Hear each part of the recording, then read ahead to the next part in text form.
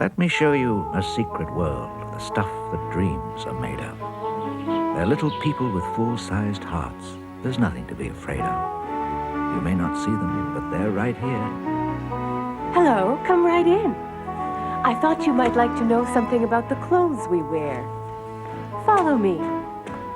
This way, please. We keep our clothes in these drawers. This is the hat we adults always wear. Oh dear. How silly of me. It must be in this one. Where can that silly hat have got to?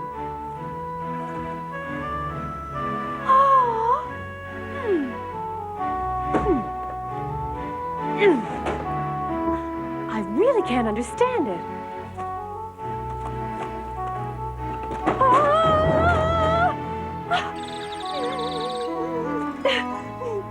What?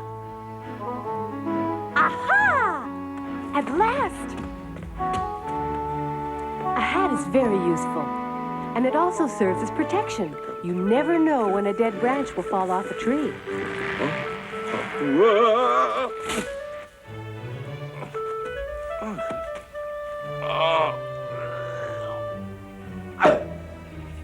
It protects us in snowstorms, even very heavy snowfalls.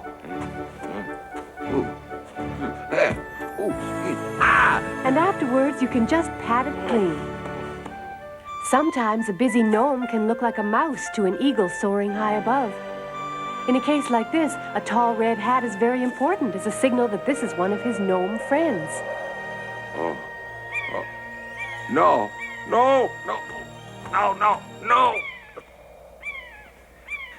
Better luck next time. Every gnome is given a hat at a very early age.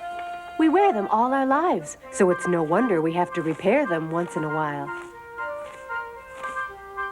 The male gnome's pointed hat is usually red, and it goes well with his beard, which turns white while he is still very young. His jacket is blue, and he always carries a bag of tools hung at his belt. Dark brown trousers and light-colored felt boots complete his wardrobe. In other lands, gnomes sometimes wear wooden shoes or clogs. We gather our wool from fences that sheep have brushed against, and from it we make very carefully tailored clothes. I hope you're interested in all these personal details. I'm a little shy about discussing them, but now you know what the men wear. It's time to talk about real fashion. We females wear a white embroidered blouse and a long brown skirt that goes right down to our ankles. We always wear stockings, even in the summer. Our stylish shoes and slippers are made from felt or soft birch bark. Before marriage, we wear a green hat with braids outside. After we're married, we tuck our braids inside the hat. A married woman's hat is a darker shade of green. We dress like this in these colors, so we'll be recognized immediately by all the creatures of the forest who are hunting for food, and by human hunters too. Our skin is clear, our cheeks are rosy, our noses are large and tend to lift up at the end. Our eyes are usually dark brown or black. And we're a jolly bunch. We have a lot of wrinkles because we laugh so much. Hellos and goodbyes, happiness and affection, we express by rubbing noses. Goodbye. We gnomes, like the animals, have very sensitive noses. With our sense of smell, we can follow the track of an animal and tell you what kind of animal it was and how long ago he went by. There, it's finished. This blouse is for my little granddaughter, Susan. We'll be going to see her next month. At least, that's what we're planning to do. But of course, it depends on how busy David is. I'm waiting for him to come home. He should be here any moment now. Yes, he's gone to solve a problem, one that's as old as the hills. It's been happening every spring for thousands and thousands of years. You might say it begins as a misunderstanding and ends up as a fight.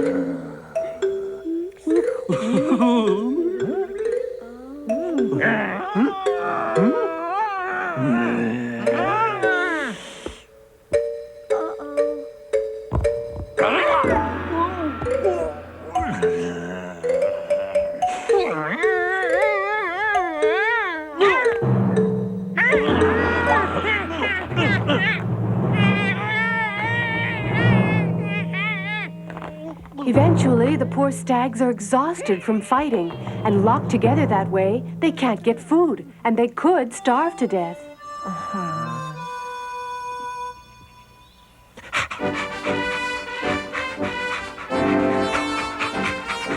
There they are.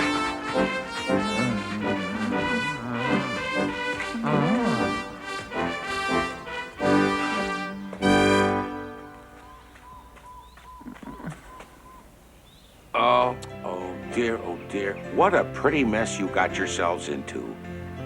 What are you trying to do? Have you put your heads together to solve the world's problems? Did you think perhaps the two heads are better than one? Well, you're not very bright. It seems to me I had to help you out of this same fix last year at this time. You haven't learned your lesson, have you? You two are friends all year round, and then as soon as spring comes, you fight over the same girl. Aren't you ashamed of yourselves fighting like that? How would you like it if I just minded my own business and went away and left you two to starve to death here all alone? It would serve you right.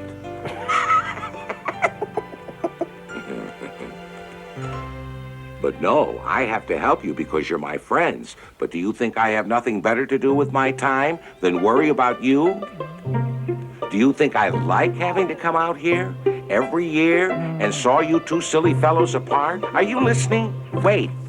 Before I start, I'll have a smoke.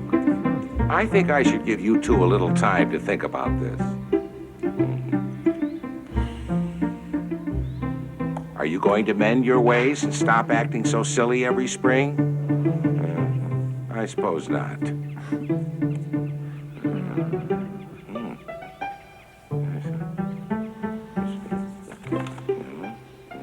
You've really got yourselves tangled up this time. Very. Yes. Oh, here.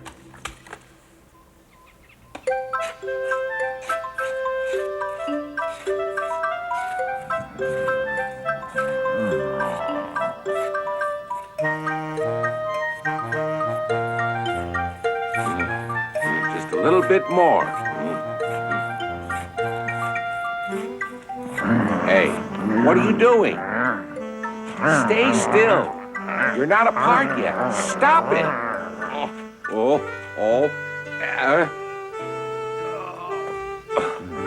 If that's the way you're going to behave, I'll just leave you boneheads alone. Come on, Swift. We're gonna leave.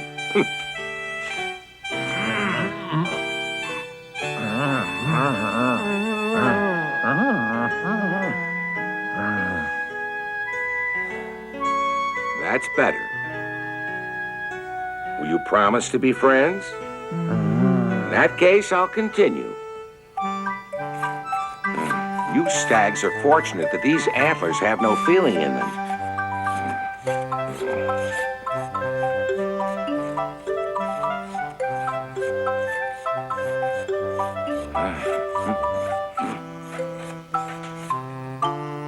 There you go.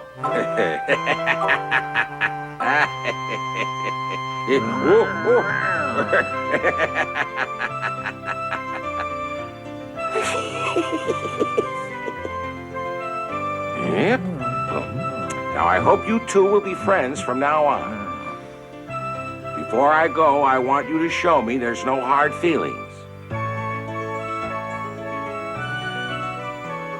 Well, what are you waiting for? Show me your fighting is over.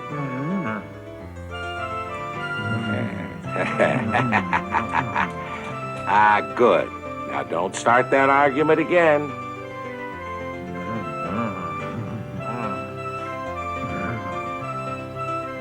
Goodbye. I think you'll be all right now. Goodbye, dear friends. I'm glad I could help you. Goodbye.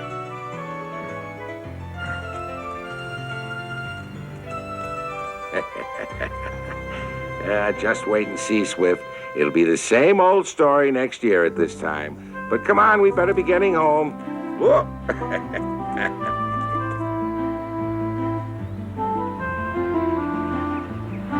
It know, we have to help our friends when we can, Swift. My grandfather used to say these gentle creatures have a life of their own. If you can't make it better, then leave them alone.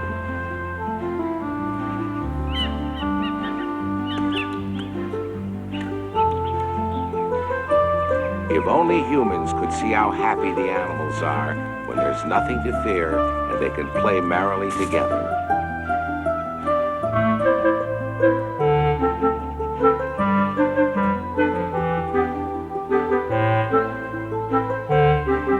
The forest's safe, the paths are free, the birds are singing just for me, and I'm as happy as I can be. La-pa-bum-pa-pa-da, ya-ta-ta-bum-pa-dum-pa-da, yum-pa-dum-lum-pa-dee, ya-ta-ta-tum-pa-dee. It's such a glorious day.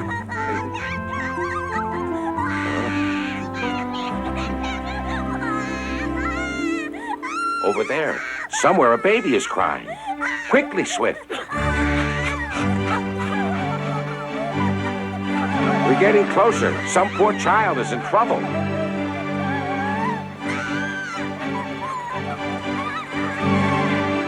A baby troll in the middle of the river. How did he ever get out there? Oh, my little son, my poor baby. How will I get out to him? Oh, help!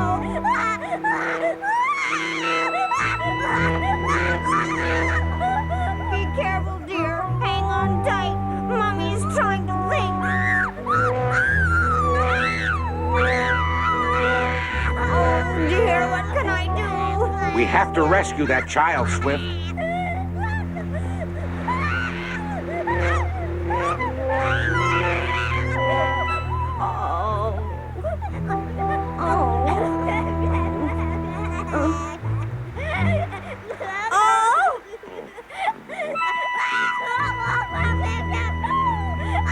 We've got to save him, and I don't know how to do it. My baby. Don't cry, little one. I'll save you somehow, I promise. Hang on tight so you won't slip off.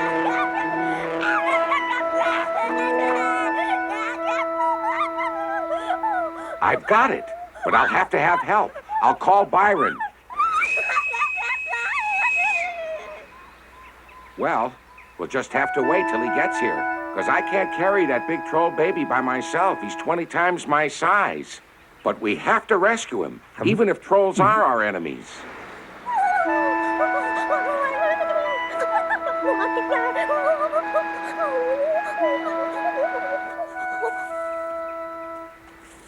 David! Hey, Byron, thank you for coming so quickly. It's good to see you. It's been a long time, old friend. Too long, David. Byron, I called you because I need your help. Yes, what can I do, huh? Look over there on the rock in the middle of the river. Oh, I understand. If we don't get him off, he's a goner. That's right. We'll try to get a rope across from a tree on this bank to one on the other side. Have you figured out how we can do it? Yes, I've got it all worked out. Now, first, I'm going to ask you to climb this tree and tie one end of the rope to a branch. Then Swift and I will carry the other end of the rope over to the other side. All right? Come on, Byron. Upsy-daisy. Be sure you make a good knot now. Of course. I'm good at this. That's it. And now, Swift, your job is to carry me across the river.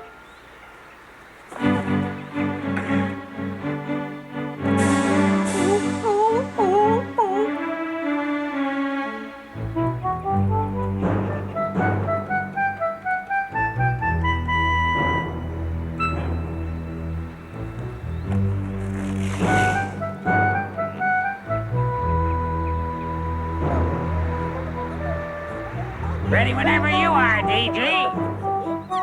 That's good. As soon as I finish this, we'll be ready to rescue the child, right?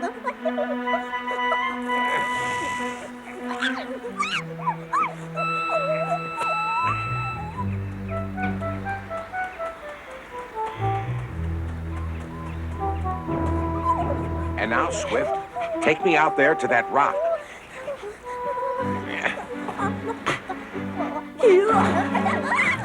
Oh, hello there, little one.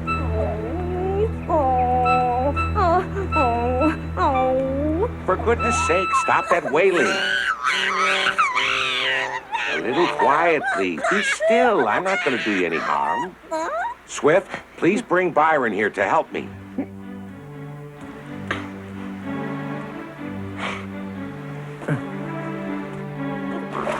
What do we do now? Gotta wrap the cord around his waist 2 or 3 times.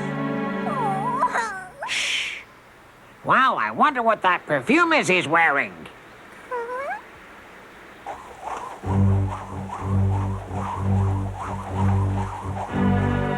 Let her rip, David.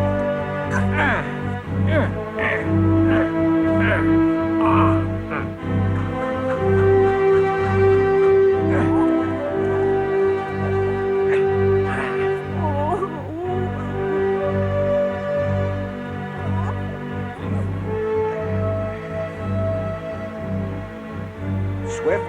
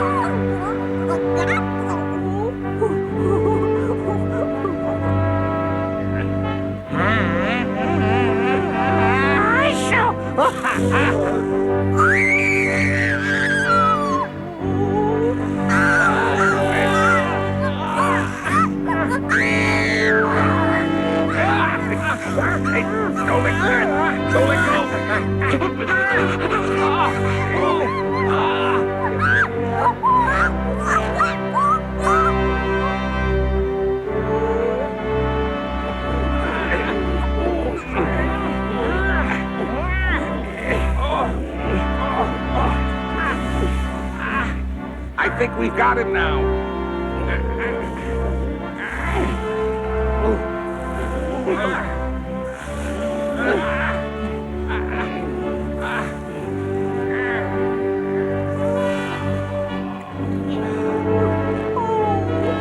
There's a bridge a bit upstream. Come over and get your son. Yes. There. Your mother will be here soon if she can figure out what a bridge is. Trolls can be quick when they want to be. Ah, here she comes. Oh, my son. My darling. Tell me something, please. How did your son get on the rock in the middle of the river? You didn't put him there yourself, did you? Then who was it? Why won't you tell us? When you're ashamed and don't dare to tell us what happened, then you must have done something wrong that you're not proud of. Am I right? No, That's it, huh? I suppose it was some kind of revenge among you trolls. No, it was a farmer. A farmer? But why? Why would a farmer do something like that? I switched my son for his. Now I understand. You trolls like human babies because they're cleaner and smell better than yours. And then the farmer found out that I had stolen his son.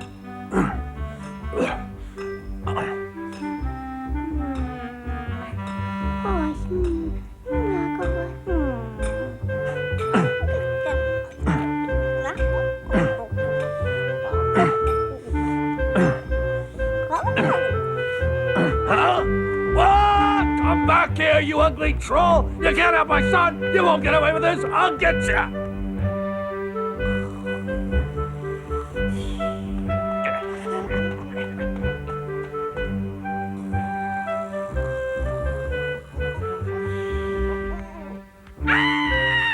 Come back here! You're worse than I am! Now you've got both babies, at least let me have mine!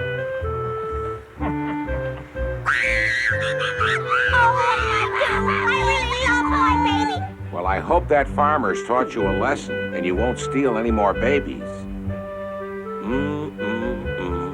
Go on, take your son back home.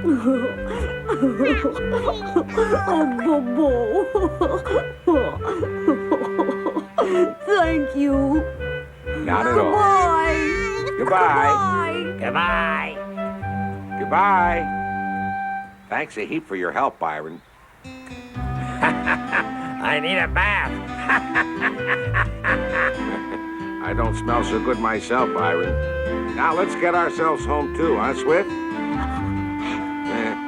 Goodbye.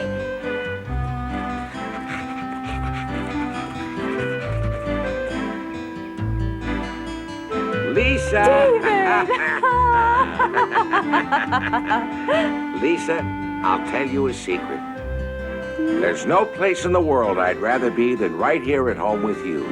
Well, as we always say, goodbye and schlitzfights. How does a gnome build a wee, tiny house that'll keep his big, bad enemies out? For a gnome, it's always brains over brawn, especially when a friendly deer is in serious trouble. It's time for Dr. David to step in, but this looks really bad. Will David be able to save the day? Watch Little Houses for Little People.